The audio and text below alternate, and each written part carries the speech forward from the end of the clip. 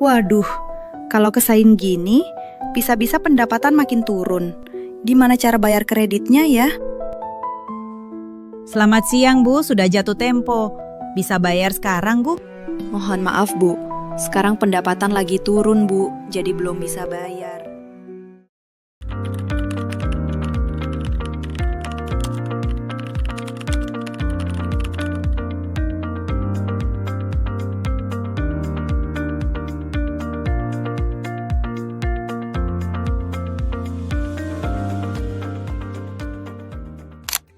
Halo Mandirian, hari ini kita akan membahas mengenai restrukturisasi produk mikro. Berdasarkan informasi data MONG, terdapat peningkatan call 2 di setiap bulannya. Hal ini disebabkan oleh turunnya kemampuan bayar debitur sesuai dengan data yang dikonfirmasi pada kunjungan sebelumnya. Sehingga perlu ada penyelamatan kredit berupa restrukturisasi. Bagaimana tahapan pemberian restrukturisasi? Tahap pertama, MBM, MKA, SGP, KMM, ataupun MM melakukan bedah account call 2 yang masuk di RAC dan non-RAC, sesuai dengan data inventory yang diberikan oleh kantor pusat dan melakukan mapping kondisi debitur. Terdapat 3 kategori debitur berdasarkan kondisinya yang akan diberikan restru.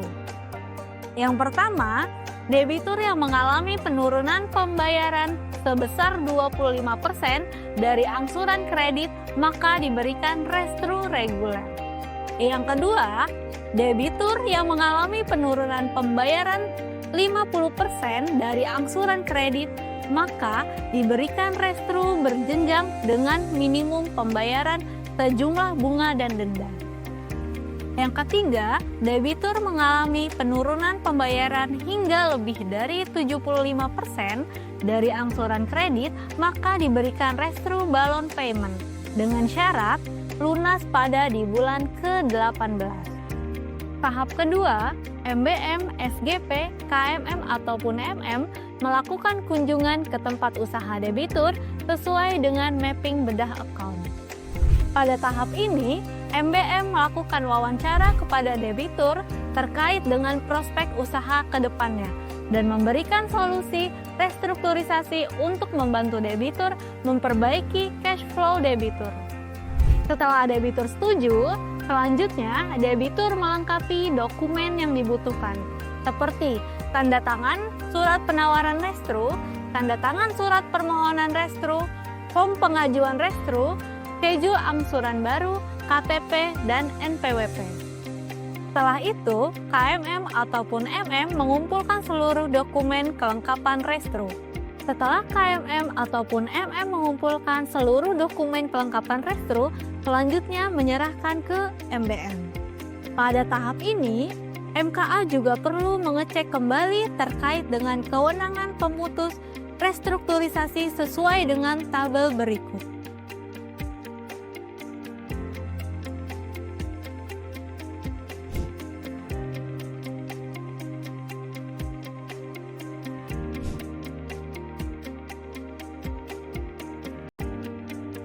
Tahap keempat, proses pengajuan nota. Pada tahap ini, MBM sebagai pengusul nota dan mengirimkan nota tersebut via email ke pemutus sesuai pada kewenangan restru dan persetujuan nota.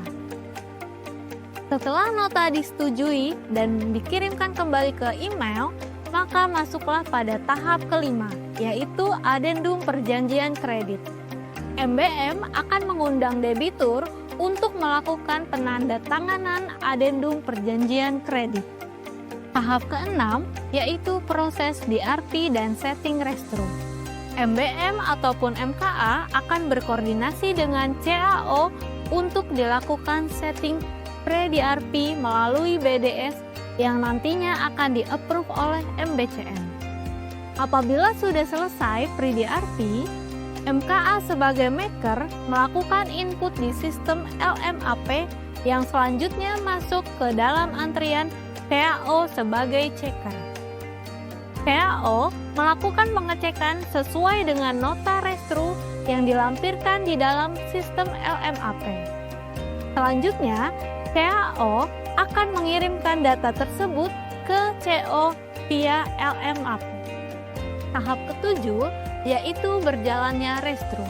Pada tahap ini, CO berperan sebagai approval dan melakukan setting debitur yang telah diusulkan oleh unit sampai rekening telah efektif restro.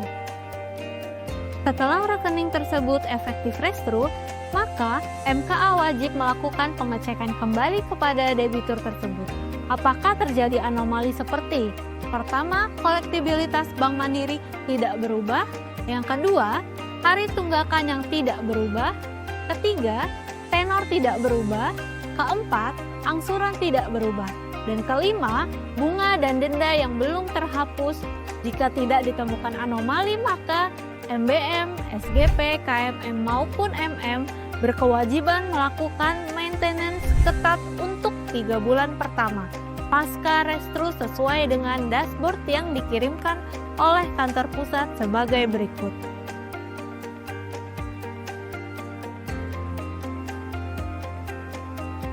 Hal ini menjadi poin penting karena apabila debitur gagal bayar pada periode monitoring 3 bulan pertama, maka gagal upgrade ke BI Call 1.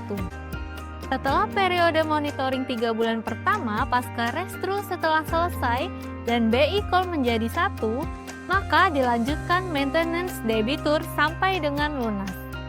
Apabila terjadi kondisi-kondisi debitur masih belum sanggup dengan skema yang telah ditawarkan, maka dapat dicoba dengan skema restro lain seperti: pertama, jika restro reguler masih keberatan, maka ditawarkan dengan restro berjenjang.